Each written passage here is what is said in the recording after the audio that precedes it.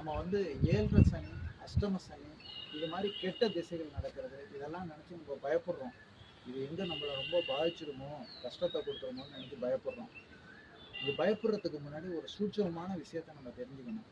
எந்த ஒரு 7 சனியாக இருந்தாலும் சரி, கெட்ட திசைகளாக இருந்தாலும் சரி, நேரடியாக நம்ம உடலை போய் தாக்காது. ஃபஸ்ட்டு நம்ம மனசை தாக்கி மனசை ஒடிச்சிட்டு தான் நம்ம உடலை தாக்கும்.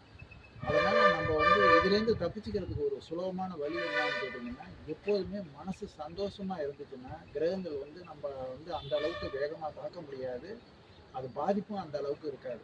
அதனால் எப்போதும் மனசை நம்ம சந்தோஷமாக வச்சுக்கிட்டோம்னா கிரக தாக்குதல்கள்லேருந்து நம்ம ஈஸியாக தப்பிச்சுக்கலாம்.